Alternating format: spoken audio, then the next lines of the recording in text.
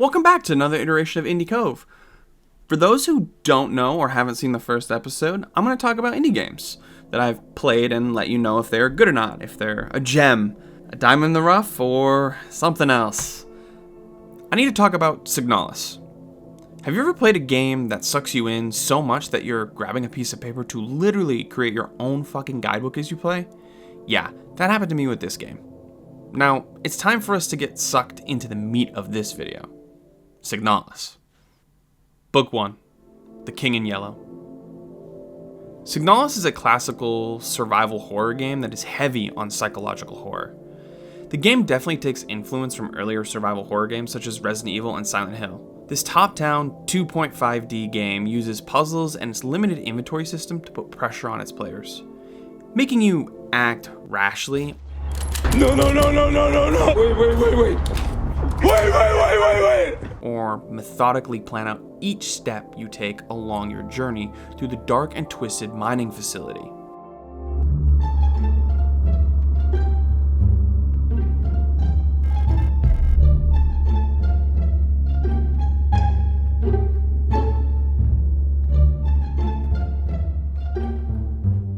The safe rooms present in this game offer a red screen that at first feels evil and ominous, but becomes a beacon of hope and safety. Signalis' gameplay is simple and limits the player in an effort to make them feel vulnerable, to feel afraid of what they might encounter. The enemies in this game are faces that we may have known from before, but have become twisted monsters that are now obstacles in our way. This game breaks away from its top-down survival horror and in moments breaks into first-person areas. These areas often act as interactive segments with more of a point-and-click aspect rather than a stand your ground and shoot the horrifying creature charging at you. Although these segments often feel just as horrifying, as there is a sense of tension. As the player continues on and more of these moments happen, I was super uncomfortable as I was separated from the gameplay language that I was becoming accustomed to. Shoot and run.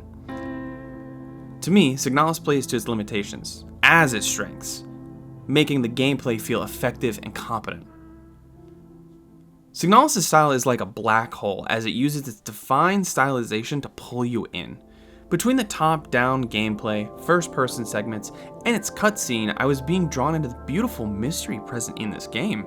Also, the fucking cutscenes in this game are just I love the blend of the clean 2D pixel art and the 2.5D graphics as it creates this uncanny world we cannot help but dive deeper and deeper into.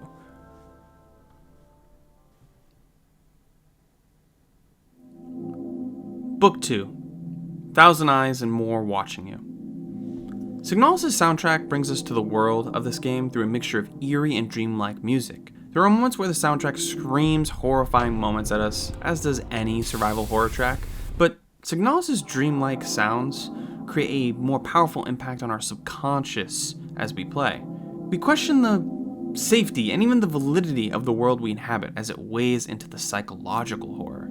As we venture deeper into these dreamlike tracks, the game itself unwinds into moments of dreams, or maybe even memories, moments buried deep inside of someone. Many moments of the game caused me to question what was real and even my own sanity, as the mystery of the game, driven by this alluring soundtrack, made me unable to put the game down. Book 3. Promise Me. Do I really want to talk about Signalis' story? I mean, yes, I do, but I'm going to be honest. This game's story is 100% best experience not knowing anything about it. What I can tell you that isn't a really big spoiler is that this is a love story. A story where we are trying to save the one we love. So if you want to play this game, please play it before I talk about it. Go play it. But that being said, continue on with this video. It's spoiler time now. Signalis' story is one I was not expecting. I was drawn in from the moment I was told to wake up. The world of Signalis is deep and is explored through a lot of notes and hidden details throughout your gameplay. But the question is, how much of it is real?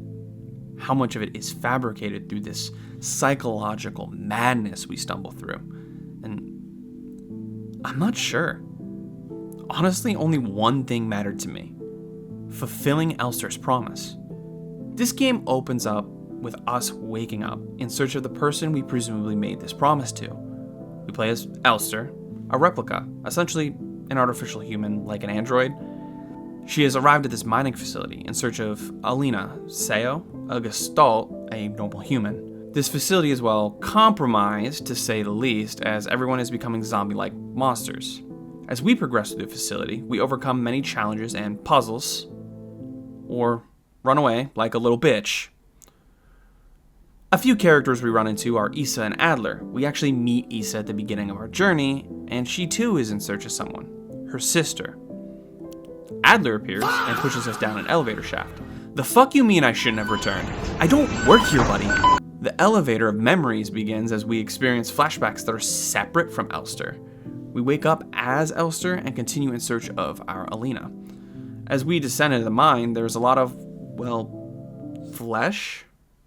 I feel like most caves are meant to be, more stone-like. Elster wakes up again, but this time it is in her memory with Ariane aboard the Penrose ship. We have never been searching for an Alina Seo. We were always searching for Ariane, the human we love. So, in reality, Ariane is a pilot and Elster is her android engineer, meant to give her assistance in their journey across the stars in search of new worlds for humanity. Ariane joined the Penrose program as a pilot to get away from everything in her life and where she grew up.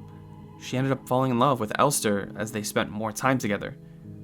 Despite Ariane knowing that a relationship with a replica is forbidden, she didn't care and still pursued her true love. Unfortunately, their journey is a one-way trip as components of the ship start to fail over time, causing radiation leaks. This causes Ariane to become terminally ill from cancer and deteriorate rapidly, as does the ship's life cycle. So the promise comes finally. Ariane asks Elster to end her suffering. Elster can't let her go. She can't kill the one she loves. Bioresonance is a mysterious otherworldly force that has the ability to transfer consciousness and warp reality within the world.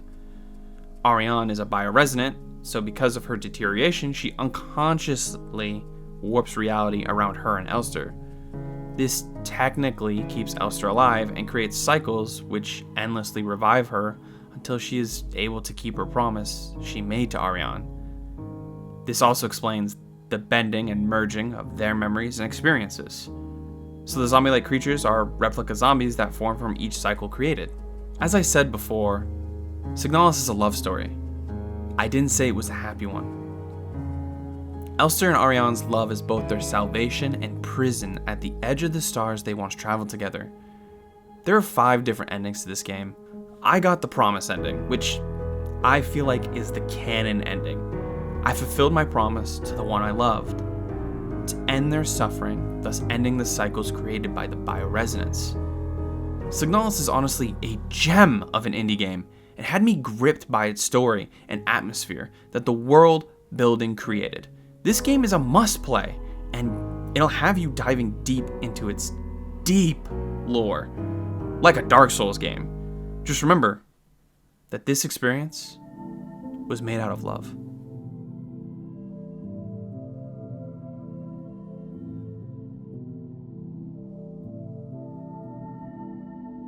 Thank you for watching Indie Cove. If you enjoyed me rambling about this game, please leave a like and subscribe if you haven't already.